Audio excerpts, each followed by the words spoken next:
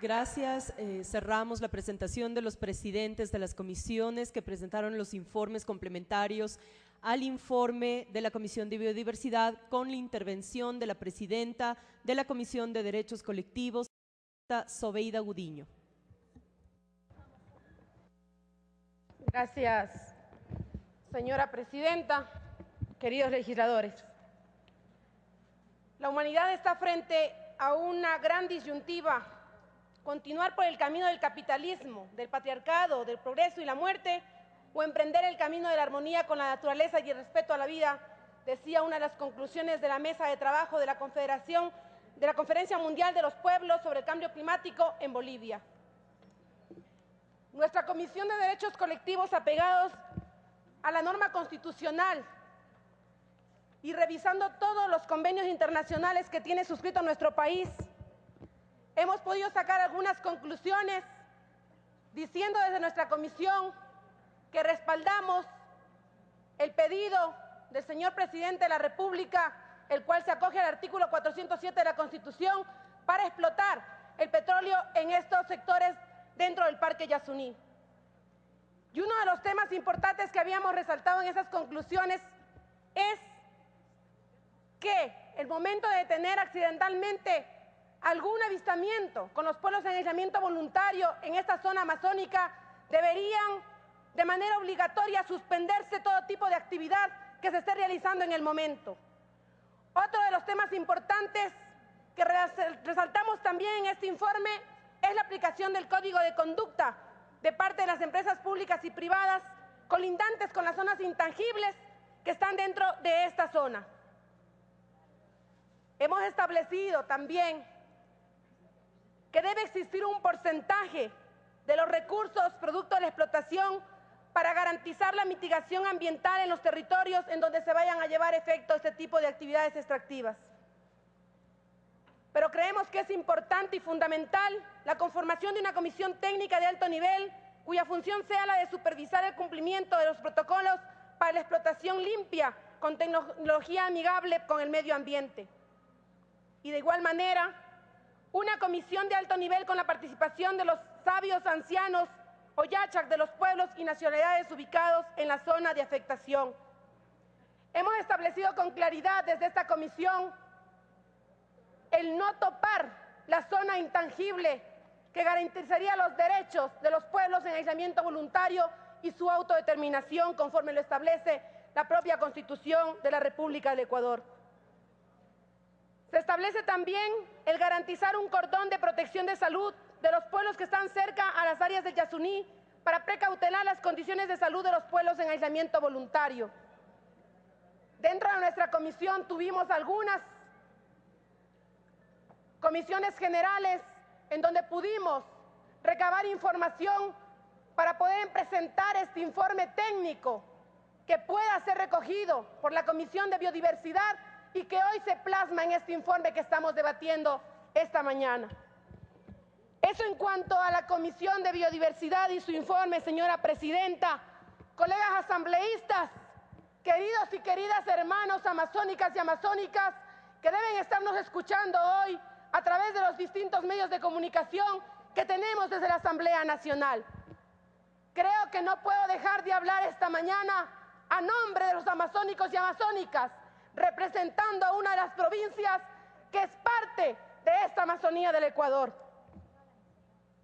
Y decíamos entonces, ¿cuál es y cuál ha sido el nivel de vida de los pueblos originarios de la región amazónica? Dueños ancestrales de los territorios que en el pasado fueron explotados indiscriminadamente. ¿No recordamos acaso a Texaco y Chevron y las consecuencias que nos dejaron? Nos invade otra pregunta.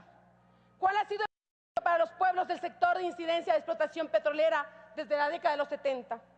La respuesta, compañeros legisladores y pueblo ecuatoriano, es que no ha existido tal beneficio para la Amazonía, solo contaminación y pobreza. Nos dejaron una forma desigual de desarrollo de la región amazónica con respecto a las demás regiones del país. Todo esto, los amazónicos, se lo debemos a los gobiernos de turno y a todos y cada uno de ellos que vivieron de los millonarios contratos petroleros en este país.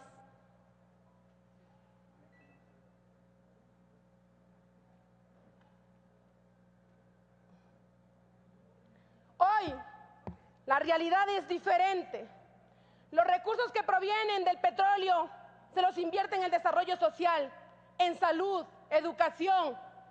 Sin embargo, también hoy escuchamos las voces de aquellos que creen con derecho a hablar sobre el bienestar de los amazónicos y de las amazónicas, diciendo que la explotación del petróleo en el Yasuní lo único que hará es dañar la naturaleza.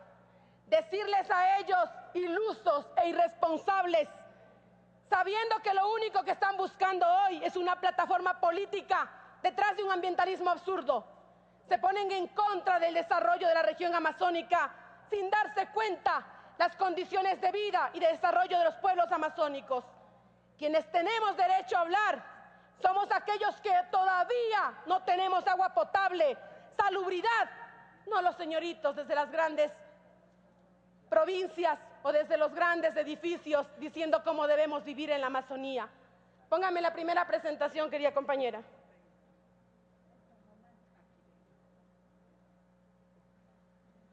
La primera presentación. Eso no es parte de la cultura de mis hermanos y hermanas Shuar en la Amazonía. Eso es pobreza. Y debajo de eso hay insalubridad. No hay agua potable. Nuestros niños todavía siguen muriéndose en pleno siglo XXI con parasitosis. Esa no es la realidad de la cultura de los hermanos y hermanas Shuar en la Amazonía. Vamos a ver entonces que la existencia de grupos humanos que históricamente han sido confinados a una mayor vulnerabilidad económica y ambiental es un concepto geopolítico, cultural y antropológico, no geográfico. Es el concepto base del tema de los pueblos que se encuentran en aislamiento voluntario. Ahí vamos a ver la pobreza por necesidades básicas insatisfechas de las provincias de la Amazonía. Y vemos cómo desde 1990 hasta el 2010 van bajando la pobreza en la Amazonía. Y tenemos en Zamora Chinchipe 73,84%, en Sucumbíos el 87,5%, en Pastaza el 69,68%. Y vemos que en todas las provincias de la Amazonía ha bajado la pobreza porque hay un gobierno consciente, consecuente de acabar con esa inequidad en la que en el pasado nos dejaron a nosotros los amazónicos, los gobiernos de turno. ¿Cuáles son los recursos de inversión pública en la Amazonía? Miren ustedes, en el 2012, 1.406 millones de dólares ha invertido este gobierno en la Amazonía de manera directa en proyectos emblemáticos y también entregando recursos a los gobiernos autónomos descentralizados. Esa es la realidad hoy de mi Amazonía, no la de ayer. ¿Cuánto se ha entregado de recursos en las provincias amazónicas para aquellos que dicen que no hemos entregado recursos desde este gobierno de la Revolución Ciudadana? Pongamos la diapositiva. 2007, 83 millones de dólares. Vamos a ver en el 2012 que hemos entregado alrededor de 290 millones de dólares. Y en el 2013, a la mitad del presupuesto, 192 millones de dólares. Por eso, señoras y señores, asambleístas, es que ha bajado la pobreza en la Amazonía, porque ha habido la inyección del gobierno central de entregar recursos para poder apalear esa pobreza y inequidad existentes aún en la Amazonía ecuatoriana. Ahí están los accesos de nuestra población amazónica. El 8% de la población de las 6 provincias de la Amazonía nada más tiene acceso al internet. Al agua potable el 59%. Eso es lo que queremos cambiar en este momento cuando estamos debatiendo qué va a suceder con los recursos provenientes de la explotación del petróleo en el Yasuní. Es esa la realidad que tenemos que cambiar y ese es el llamado que yo hago como amazónica a la reflexión de aquellos grupos que siguen pensando en que solamente se construye el Ecuador con 3 o 4 provincias de nuestro país. La asistencia a los sistemas de educación Ahí está la realidad Me queda un minuto, de asambleísta. nuestra niñez, de nuestra juventud en la Amazonía. Los porcentajes de jóvenes que pueden acceder a la educación superior. Qué alarmantes esas cifras. En los gobiernos anteriores, solo el 4.8% de nuestros jóvenes amazónicos podían acceder a educación superior. Estamos hablando que ha subido hoy al 12,6%, pero eso sigue siendo aún ineficiente o sigue todavía siendo bajo para quienes reclamamos que en la Amazonía, hoy por hoy, y gracias a este gobierno que ha tenido decisión política de tener una universidad de calidad como la ICIAN. Queridos compañeros y compañeras, la Constitución nos otorga derechos a los ciudadanos y ciudadanas, pero también el Estado está obligado a priorizar el pago de la deuda social por encima de cualquier otra obligación. Esta deuda implica justamente cobijar de educación de excelencia, sistemas de calidad, de obras de infraestructura. Necesitamos cambiar y es urgente llegar a ese cambio de modelo de producción en nuestro país. Necesitamos que desde la Amazonía haya un laboratorio para estudiar quiénes somos, qué hay y cómo nos desarrollamos. No que nos sigan diciendo los niños desde los edificios cómo tenemos que desarrollarnos en la Amazonía. Es posible, queridos compañeros y compañeras, queridos ecuatorianos y ecuatorianas, desarrollar la producción de petróleo en el Yasuní. Jamás estará el derecho a la naturaleza por encima del derecho del ser humano. Jamás nosotros hipotecaremos el bienestar de la humanidad por la naturaleza. Es posible que puedan convivir estos dos.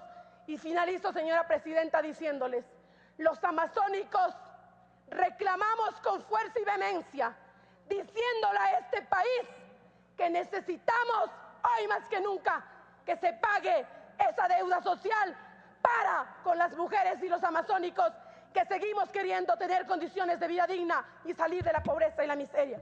Muchas gracias, presidenta.